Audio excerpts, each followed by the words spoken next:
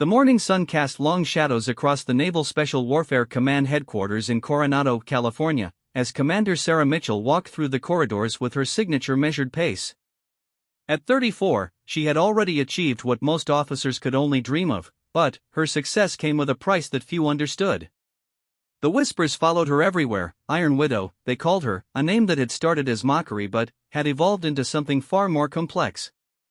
Sarah's story began long before she earned her commander's stripes. Growing up in a small town in Montana, she was the daughter of a decorated Marine who died in Afghanistan when she was just 16. Her mother, unable to cope with the loss, had retreated into a world of prescription medications and distant stares. Sarah learned early that survival meant relying on herself, and she channeled her grief into an unrelenting pursuit of excellence. The Naval Academy had been her escape route from a life that threatened to swallow her whole. While her classmates struggled with the rigorous demands of military education, Sarah found comfort in the structure and discipline. She graduated second in her class, not because she lacked the ability to be first, but because she understood that sometimes being slightly under the radar was more advantageous than standing in the spotlight.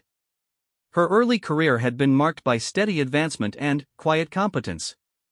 Sarah never sought attention, never made waves, and never complained about the subtle and not-so-subtle discrimination she faced as one of the few women in naval special operations. She simply performed her duties with a precision that made her indispensable and a stoicism that made her colleagues uncomfortable. The nickname Iron Widow had emerged during her deployment to the Arabian Sea 3 years earlier. Her husband, Lieutenant Commander Michael Mitchell, had been killed in a training accident just 6 months into their marriage. Instead of requesting compassionate leave or showing any outward signs of grief, Sarah had thrown herself into her work with an intensity that bordered on frightening. She processed intelligence reports with mechanical efficiency, coordinated operations with emotionless precision, and maintained her physical fitness standards as if nothing had changed. Her colleagues didn't know how to respond to such contained grief. They expected tears, emotional outbursts, or at least some visible sign of human vulnerability. Instead, they got Sarah's unwavering professionalism and an almost supernatural ability to compartmentalize her pain. The nickname started as a way to explain something they couldn't understand. How could someone lose their spouse and continue functioning as if made of steel? Admiral Jack Harrison represented everything Sarah had learned to navigate carefully in her career. At 52, he was a decorated SEAL with 3 decades of service and a reputation for being both brilliant and brutally honest. He had earned his position through a combination of tactical genius and political savvy, but his old-school approach to leadership often clashed with the changing dynamics of modern military service. Harrison had never quite known what to make of Sarah. Her file was impressive: top marks in strategic planning, flawless execution of complex operations, and a track record of success that spoke for itself. But her demeanor unsettled him. In his world, warriors wore their emotions on their sleeves, formed bonds forged in combat, and showed their humanity even in the most challenging circumstances. Sarah's controlled exterior felt artificial to him, like a mask hiding something he couldn't quite identify. The tension between them had been building for months. It started with small comments during briefings, subtle questions about her emotional readiness for certain assignments, and an overall attitude that suggested he viewed her as more of an interesting specimen than a trusted colleague. Sarah had learned to ignore most of it, but Harrison's persistence was beginning to wear on her patience. The morning that would change everything started like any other. Sarah arrived at her office at 0530, reviewed the overnight intelligence reports, and prepared for the weekly operational briefing. The meeting was scheduled for 0800, and she used the intervening time to finalize her analysis of insurgent activity patterns in the region their task force was monitoring. The briefing room was already half full when she arrived, with the usual collection of officers, analysts, and support staff settling into their seats. Harrison sat at the head of the long conference table, reviewing his notes while maintaining the kind of commanding presence that made everyone slightly more alert in his vicinity. Sarah took her usual seat 3 chairs down from the head of the table, positioned where she could easily access the presentation equipment and maintain visual contact with all attendees. As the meeting began, Sarah noticed Harrison's demeanor was different. There was an edge to his voice, a slight tension in his posture that suggested something was bothering him. She had learned to read these subtle signs during her years in military service, understanding that a leader's mood could significantly impact the effectiveness of any operation or meeting. The first 30 minutes proceeded normally, with various department heads providing updates on their areas of responsibility. Sarah listened carefully, taking notes and preparing her own presentation on the intelligence patterns she had been tracking. Her analysis would be crucial for the task force's upcoming operations, and she had spent considerable time ensuring her conclusions were both accurate and actionable. When Harrison called for her report, Sarah stood and moved to the front of the room with her characteristic economy of movement. She had learned long ago that confidence in these settings came not from bravado or showmanship, but from thorough preparation and clear communication. Her presentation was methodical, data-driven, and delivered with the kind of professional competence that had become her trademark. As she explained the emerging patterns in enemy communications and movement, Sarah noticed Harrison's expression growing increasingly skeptical. It wasn't the normal questioning look of a superior testing his subordinate's conclusions, but something more personal, more pointed. She continued her briefing, but a small part of her mind began preparing for whatever confrontation might be coming. The other officers in the room seemed to sense the tension as well. Conversations that would normally include side comments or clarifying questions proceeded in unusual silence. Even the most junior personnel appeared to recognize that something significant was developing between the admiral and the commander. Sarah concluded her briefing and asked for questions.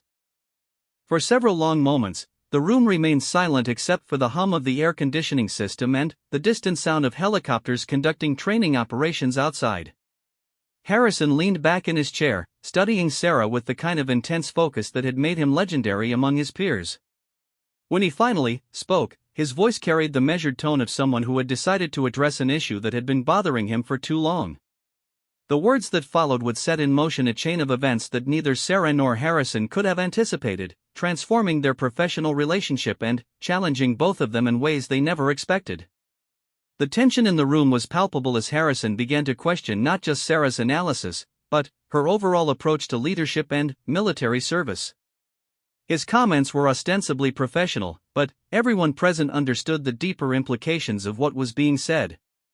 This wasn't just about intelligence reports or operational planning, this was about respect, authority, and the unspoken rules that governed military culture. Sarah maintained her composure as the questioning intensified, but those who knew her well could see the subtle signs of her growing displeasure. Her posture remained perfect, her voice stayed level, and her responses continued to be factually accurate and professionally appropriate. But there was something in her eyes that suggested Admiral Harrison was about to learn something about the woman they called Iron Widow that he had never understood before. The confrontation that would define both of their careers was about to begin, and neither of them fully understood what they were risking in that moment. Sarah's reputation for unshakable composure would be tested in ways she had never experienced, while Harrison's assumptions about leadership and strength would be challenged by someone whose quiet power was about to be unleashed in the most unexpected way possible. Admiral Harrison's first comments seemed innocuous enough to anyone who didn't understand the subtle dynamics of military hierarchy and respect. He questioned whether Sarah's intelligence assessment properly accounted for what he called human factors, the emotional and psychological elements that could influence enemy behavior in ways that pure data analysis might miss.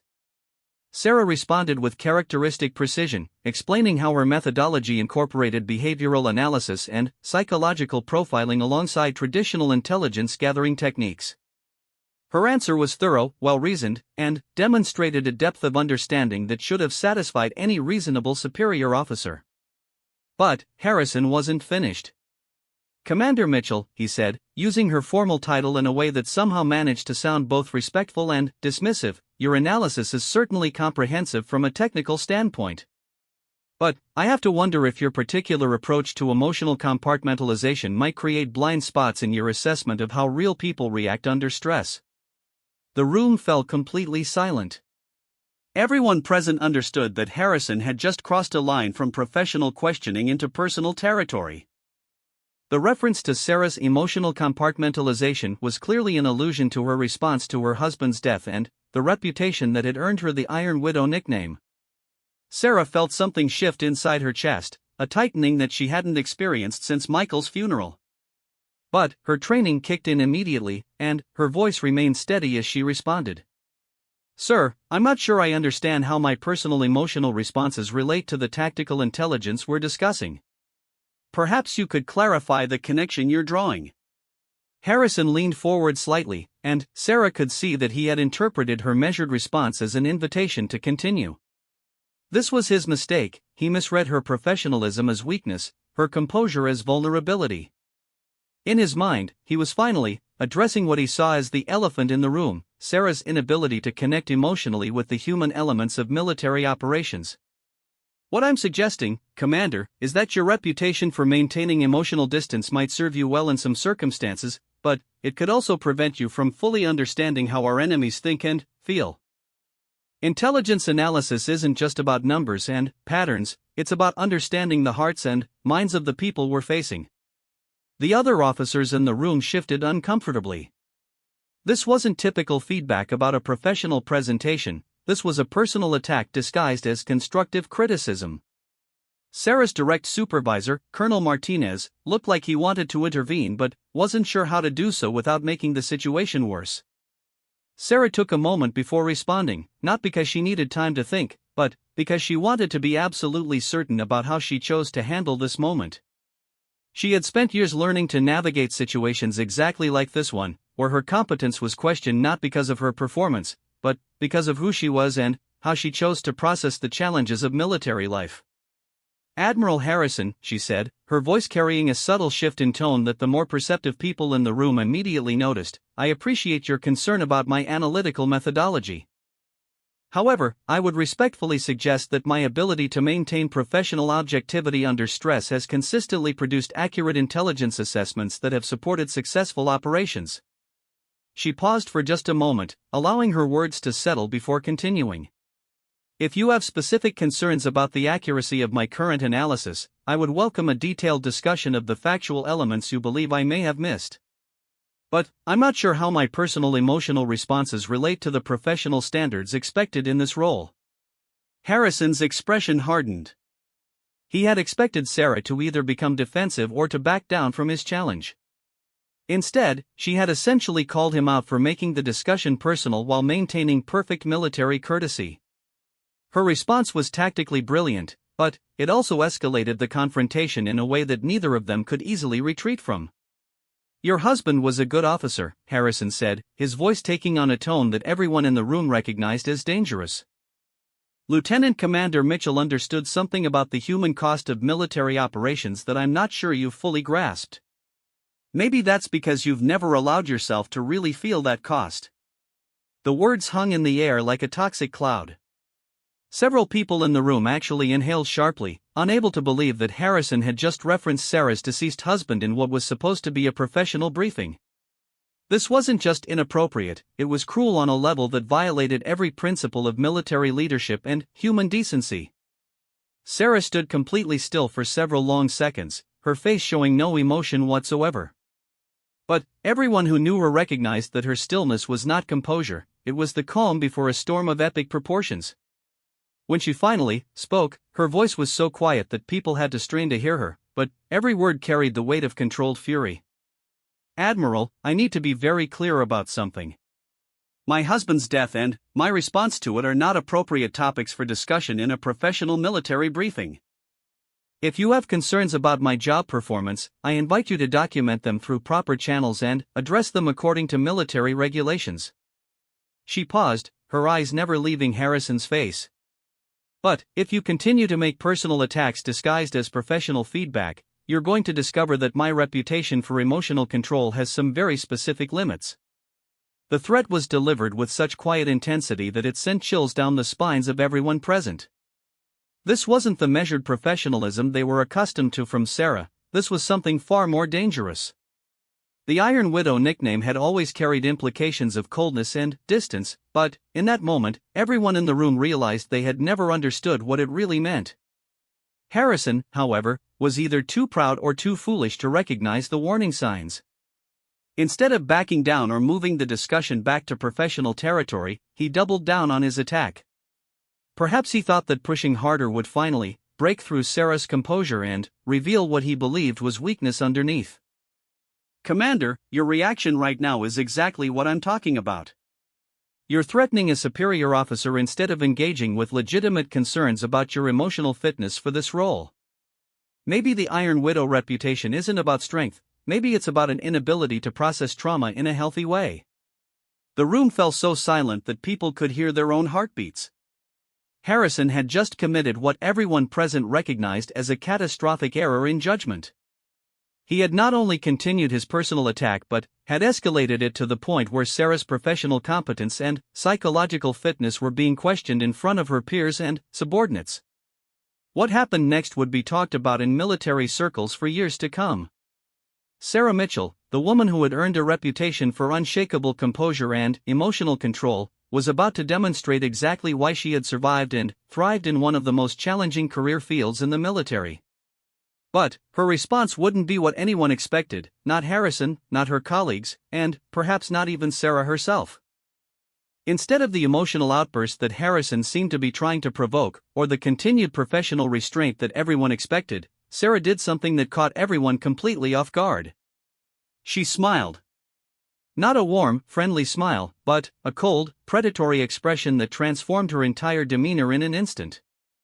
"Admiral Harrison," she said, her voice now carrying a tone that was somehow both perfectly respectful and absolutely terrifying, "I think it's time you understood what the Iron Widow reputation really means. And I think everyone in this room is about to get a very educational demonstration." The transformation was so complete and so sudden that several people in the room actually leaned back in their chairs. The composed, professional officer they thought they knew had just revealed something that none of them had ever seen before. This wasn't loss of control, this was Sarah Mitchell making a deliberate choice to show Admiral Harrison exactly what kind of person he had been foolish enough to provoke. Harrison, for his part, seemed to finally realize that he might have miscalculated. But it was too late to retreat now. The confrontation had reached a point where both of their reputations were on the line, and only one of them understood what was about to happen. Sarah's reputation for emotional control wasn't about to be damaged, it was about to be revealed as something far more powerful and dangerous than anyone had ever imagined. Sarah moved back to the presentation screen with the fluid grace of a predator who had just identified her prey. Her transformation was so complete that it seemed like an entirely different person had taken control of the briefing room. The officers present found themselves unconsciously adjusting their posture, suddenly aware that they were witnessing something unprecedented in their military careers. "Since Admiral Harrison has expressed concerns about my emotional fitness and analytical capabilities," Sarah began, her voice carrying a new quality that somehow managed to be both perfectly professional and deeply unsettling, "I think this presents an excellent opportunity for a practical demonstration of exactly how I process information and make tactical decisions." She moved to the computer terminal and began pulling up additional files that hadn't been part of her original presentation. Her movements were economical and precise, but there was an energy about her that everyone could feel, like static electricity before a thunderstorm. Harrison watched her with growing unease, finally, beginning to recognize that he might have seriously underestimated the woman he had been trying to intimidate. "You see, Admiral, my reputation for emotional compartmentalization isn't about an inability to feel or process trauma. It's about having the discipline to separate my personal experiences from my professional judgment when lives are at stake." Sarah's fingers moved across the keyboard with practiced efficiency as she accessed classified databases and intelligence files. "But, since you've made this personal, let me show you exactly how personal experience can inform professional analysis." The first document that appeared on the screen was Admiral Harrison's own personnel file. Several people in the room gasped audibly as they realized what Sarah was doing. This wasn't just a counterattack, this was a surgical dismantling of her superior officer's professional credibility, executed with the same methodical precision she brought to intelligence analysis. "Admiral Harrison, you've served with distinction for 31 years, including multiple deployments and several decorated combat actions. Your tactical expertise is widely recognized, and your leadership capabilities have been consistently rated as exceptional." Sarah's voice remained perfectly level as she began what everyone realized was going to be a devastating critique disguised as a professional assessment. However, she continued, moving to the next screen, your personnel file also shows some interesting patterns that might be relevant to our discussion about emotional fitness and analytical capability.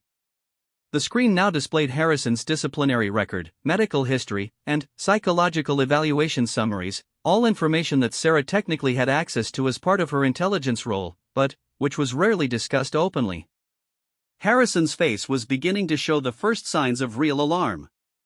He had started this confrontation assuming he held all the power, but Sarah was demonstrating that intelligence officers had access to information that could be weaponized in ways he had never considered.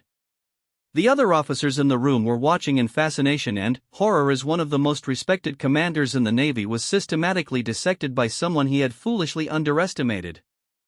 For example, Sarah continued with the same dispassionate tone she used for enemy intelligence briefings. Your medical records show 3 separate treatments for stress-related conditions over the past decade, including a 2-week hospitalization for what was officially described as exhaustion but was actually a nervous breakdown following the failure of Operation Neptune Strike in 2019. The room was now completely silent except for the sound of Sarah's voice and the quiet hum of the presentation equipment. Harrison's face had gone pale, and several other officers were staring at him with expressions of shock and sympathy. Sarah had just revealed information that was technically part of the official record but which was never discussed openly, especially not in front of junior personnel. Additionally, Sarah moved to the next screen. Your psychological evaluations consistently note concerns about your tendency to personalize professional conflicts and your difficulty separating tactical decisions from emotional responses. The 2021 evaluation specifically recommended ongoing counseling for what the psychologist described as unresolved grief and anger related to personnel losses during command assignments. Harrison tried to interrupt, but Sarah continued without pausing, her voice taking on the relentless quality of a prosecutor presenting evidence to a jury. Your divorce proceedings in 2020 included testimony from your ex-wife about your inability to leave work at work and your tendency to bring the stress and anger of military conflicts into personal relationships. She specifically cited your emotional volatility and your habit of attacking people personally when you felt professionally threatened. The devastating accuracy of Sarah's analysis was beginning to dawn on everyone present. This wasn't random information or personal attacks. This was a systematic demonstration of exactly the kind of comprehensive intelligence work that had made her reputation in the first place. She was using the same analytical skills that she applied to enemy targets to completely dismantle Admiral Harrison's credibility and authority. But here's what makes this particularly interesting from an analytical standpoint, Sarah said, moving to a new screen that showed a complex chart mapping behavioral patterns and psychological profiles. Your pattern of personalizing professional conflicts and your tendency to question the emotional fitness of subordinates correlates almost exactly with the behavioral patterns we see in enemy commanders who are struggling with their own psychological pressures. The comparison was devastating in its implications. Sarah had just suggested that Admiral Harrison's leadership style resembled that of enemy combatants under stress, and she had the data to support her conclusion. The other officers in the room were beginning to look at Harrison with new eyes, seeing him not as an intimidating authority figure but as someone whose own emotional issues were affecting his professional judgment. In fact, Sarah continued, her analysis becoming even more pointed, your decision to make personal attacks on a subordinate officer during a professional briefing demonstrates exactly the kind of emotional instability that intelligence analysts look for when identifying enemy leaders who might be vulnerable to psychological pressure or poor decision-making under stress. Harrison finally found his voice, but when he spoke, it was with the shaky tone of someone who had just realized he was completely outmatched. Commander Mitchell, this is completely inappropriate. You're violating confidentiality protocols and, actually, Admiral, Sarah interrupted, her voice still maintaining that terrifying professional calm, everything I've presented is from official military records that are accessible through proper channels. Unlike your decision to bring up my husband's death in a professional briefing, which violates about 6 different military regulations regarding harassment and inappropriate conduct. She moved to the final screen, which displayed a detailed timeline of the confrontation that had just taken place, complete with timestamps and analysis of each statement made during the meeting. Sarah had been documenting everything in real time, creating an official record that could be used for disciplinary proceedings if necessary. So when you question my emotional fitness for analytical work, Admiral, I have to wonder if you're projecting your own psychological struggles onto your evaluation of my performance. Because from where I'm standing, the evidence suggests that your judgment is compromised by exactly the kind of personal emotional issues that you've accused me of having. The room remained completely silent as the full impact of Sarah's counterattack became clear. She had not only defended herself against Harrison's inappropriate personal attacks but had systematically demolished his credibility using the same professional skills he had questioned. The Iron Widow reputation had been revealed as something far more dangerous than anyone had understood, not emotional coldness, but the ability to weaponize professional competence when threatened. Harrison sat in his chair, visibly struggling to process what had just happened to him. He had started the meeting as a respected admiral addressing what he saw as a subordinate's shortcomings. Now he found himself exposed as someone whose own emotional problems were affecting his leadership ability, and the evidence had been presented with such clinical precision that he couldn't dispute its accuracy. The other officers in the room were witnessing something that would fundamentally change how they viewed both Sarah Mitchell and Admiral Harrison. The balance of power had shifted so dramatically and so quickly that everyone present understood they had just seen a masterclass in professional warfare executed by someone who had been underestimated by everyone, including herself. But Sarah wasn't finished. The systematic destruction of Admiral Harrison's authority was only the beginning of what would become a demonstration of exactly why the Iron Widow had earned her reputation through competence rather than coldness, and why questioning her emotional fitness was the kind of mistake that ended careers rather than started meaningful conversations about military leadership. Sarah stood at the front of the room, her hands still resting on the computer terminal, and surveyed the assembled officers with the calm assessment of someone who had just executed a perfect tactical maneuver. The silence that followed her systematic dismantling of Admiral Harrison was thick with tension and disbelief. Everyone present understood they had just witnessed something extraordinary, but the full implications of what had happened were still sinking in. Admiral Harrison looked like a man who had just survived a car accident, shaken, confused, and struggling to understand how his world had changed so suddenly and completely. His face had gone from pale to flushed as the reality of his situation became clear. He had not only been professionally humiliated in front of his staff, but Sarah's analysis had exposed psychological and personal issues that he thought were safely buried in classified files. Now, Sarah continued, her voice returning to its normal professional tone but retaining an edge that everyone could hear, let me address the actual substance of Admiral Harrison's concerns about my analytical methodology, since that seems to have gotten lost in his decision to make this discussion personal. She moved back to her original presentation materials, but her demeanor had fundamentally changed. The deference and careful politeness that had characterized her previous interactions with Harrison were gone, replaced by the confident authority of someone who had just proven herself to be the most dangerous person in the room. The Admiral suggested that my emotional compartmentalization might create blind spots in my intelligence analysis. This is actually an interesting hypothesis that deserves serious consideration, so let me address it directly. Sarah pulled up a new screen showing a comparative analysis of intelligence assessments over the past 2 years. These are the accuracy ratings for intelligence predictions made by our department compared to actual outcomes in the field. As you can see, my assessments have maintained a 94.7% accuracy rate over the past 24 months, which is approximately 12% higher than the department average and significantly higher than the Navy-wide standard for strategic intelligence analysis. The numbers were impressive, but what made them devastating was the context. Sarah was demonstrating that her supposed emotional limitations had actually produced superior results compared to her colleagues who presumably had better emotional connectivity to their work. More specifically, she continued, Admiral Harrison referenced my analysis of insurgent behavioral patterns in the current operational theater. Let me show you how my supposedly limited emotional understanding has translated into tactical advantages for our forces. The next screen displayed a map of the operational area with overlaid intelligence predictions and actual enemy movements over the past 6 months. The correlation was striking. Sarah's predictions had been accurate to within small margins of error in almost every case, resulting in successful operations and minimal friendly casualties. You see, Admiral, the emotional compartmentalization that you're concerned about isn't a limitation, it's a tactical advantage. When I analyze enemy communications and behavioral patterns, I'm not projecting my own emotional responses onto their decision-making process. I'm analyzing their actual behaviors based on cultural, religious, and strategic factors that affect their tactical choices. Colonel Martinez, Sarah's direct supervisor, was watching the presentation with growing amazement. He had always known Sarah was competent, but he was beginning to realize that her capabilities extended far beyond what anyone had understood. The systematic way she had dismantled Harrison's attack and, then, rebuilt the discussion around objective performance metrics demonstrated a level of strategic thinking that was truly exceptional. Furthermore, Sarah moved to another screen. Let me address the Admiral's suggestion that my response to my husband's death indicates some kind of psychological unfitness for military service.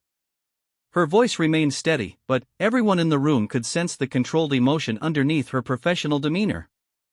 Lieutenant Commander Mitchell was killed during a training exercise that resulted from inadequate safety protocols and poor leadership oversight. The investigation concluded that his death was preventable and resulted from command failures at multiple levels. She paused, allowing the implication to settle. My response to his death was to ensure that my grief and anger didn't compromise my ability to serve effectively in situations where other people's lives depend on my professional competence.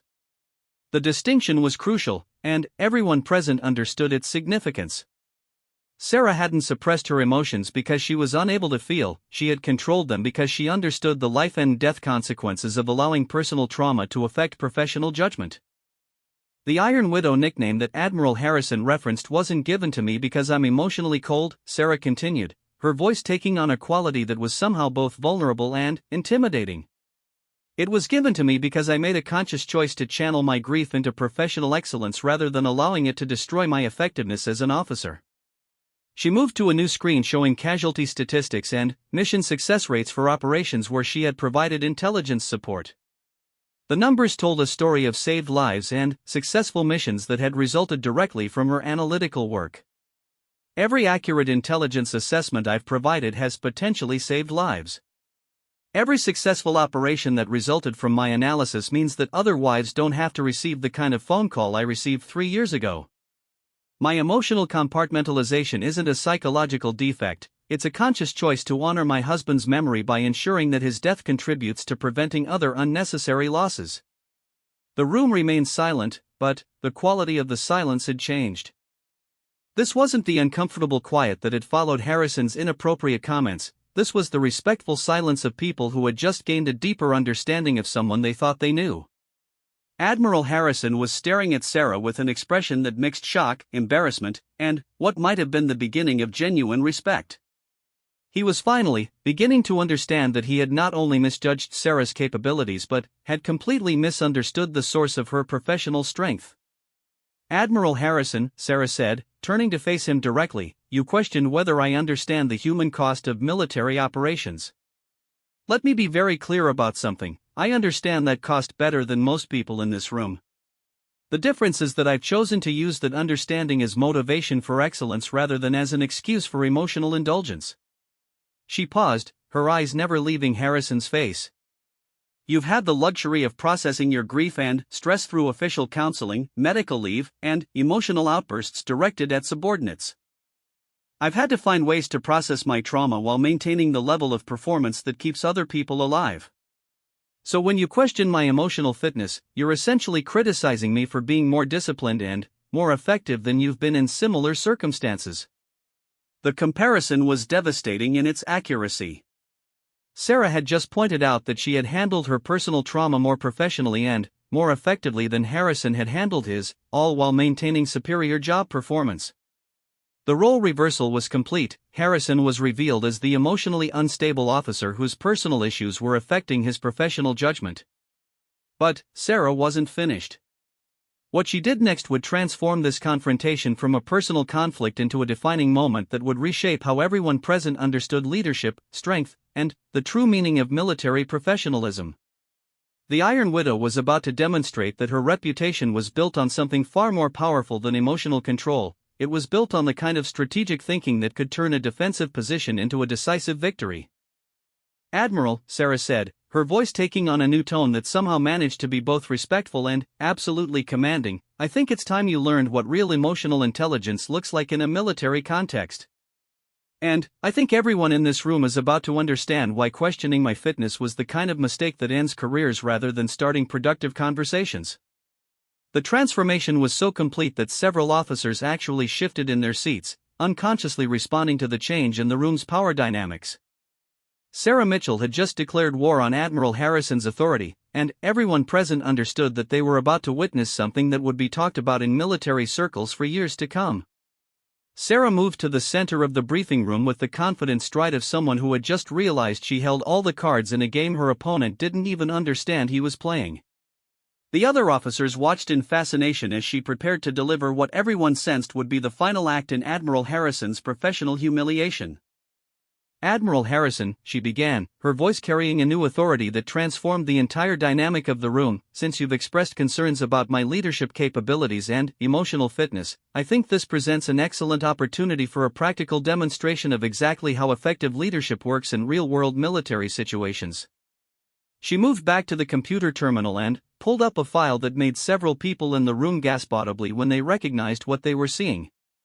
On the screen was a classified after-action report from Operation Neptune Strike, the failed mission that had contributed to Harrison's psychological breakdown 2 years earlier. Operation Neptune Strike was a tactical disaster that resulted in the deaths of 12 service members and the failure to achieve any of its strategic objectives, Sarah stated with clinical precision. The official investigation attributed the failure to inadequate intelligence preparation and poor coordination between command elements, but the full classified analysis tells a more specific story. Harrison's face went white as he realized what Sarah was about to do. The details of Operation Neptune Strike were among the most in the unforgiving world of naval special operations, where legends are born from blood, sweat, and sheer determination. One woman's journey would challenge everything the elite forces thought they knew about strength. They called her Iron Widow behind her back, a name meant to mock her cold demeanor and tragic past. But what started as cruel teasing would become a title of respect that even the most decorated admirals would learn to fear. This is the true story of Commander Sarah Mitchell, whose quiet strength and unwavering resolve would turn the tables on those who underestimated her. In a world dominated by testosterone and tradition, she didn't just break barriers, she shattered them completely. What began as another day of harassment from Admiral Jack Harrison would end with him questioning everything he thought he knew about leadership, courage, and what it truly means to be unbreakable. Some stories are about triumph. Others are about revenge. This one is about something far more powerful, the moment when respect is earned through actions so profound that even your greatest critics become your most devoted allies. When the dust settled and the truth was revealed, Admiral Harrison wouldn't just apologize, he would publicly declare that he had witnessed something he never thought possible. Get ready for a story that will challenge your assumptions, inspire your spirit, and prove that sometimes the quietest voices carry the most devastating power.